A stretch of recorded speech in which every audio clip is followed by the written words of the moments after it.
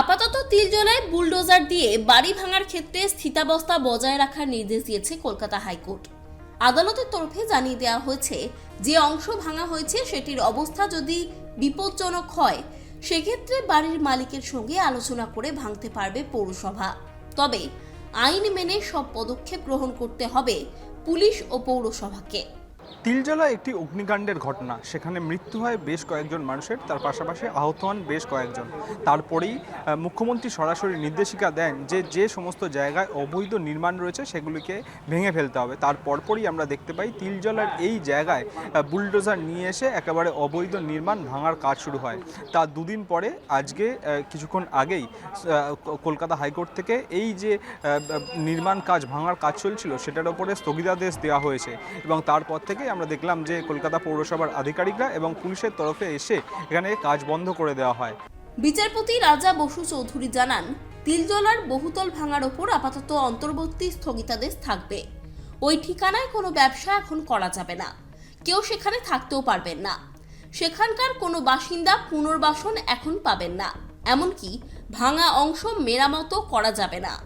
Stay order হয়ে গেছে, হ্যাঁ মিল গিয়া।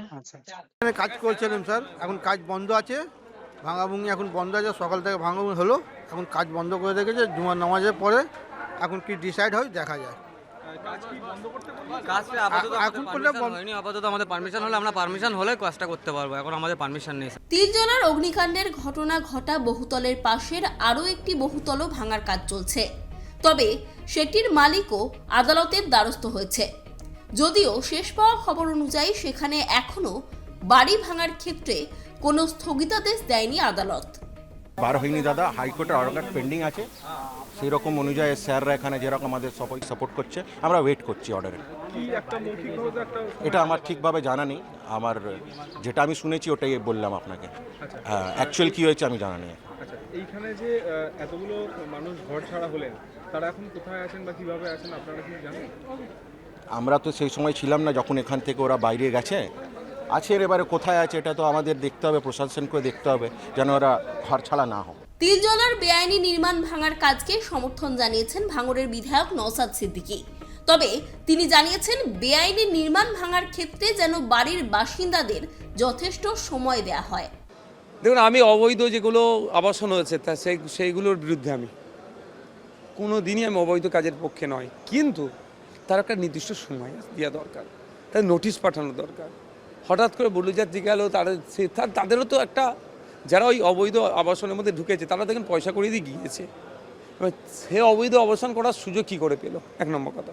তাহলে কাউন্সিলর আধিকারিকরা যুক্ত, তাদেরও তদন্ত করা দরকার, তাদেরকে তদন্তের আওতায় আনা দরকার।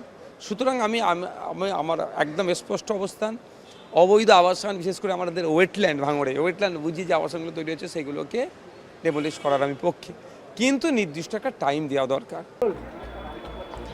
তিলজলার এই জায়গায় কেন্দ্রীয় বাহিনী এবং কলকাতা পুলিশ যৌথভাবে মোতায়েন রয়েছে আজকেও। তার মধ্যেই পরিবারের তরফে করা যে মামলা, তার পরিপ্রেক্ষিতে কলকাতা হাইকোর্টের তরফে এই কাজ সরাসরি বন্ধ করার নির্দেশ দেওয়া হয়েছে। তার পাশাপাশি পরবর্তীতে হাইকোর্টের এই মামলার পরিপ্রেক্ষিতে কি হয় সেদিকে যেরকম আমাদের নজর থাকবে, তার পাশাপাশি এই বিল্ডিংগুলিতে যে পরিবারগুলো ছিলেন এবং তারা যে ঘর ছাড়া হলেন তারা নিজেদের পরবর্তী পদক্ষেপ কী নেন সেটা আমাদের নজর থাকবে।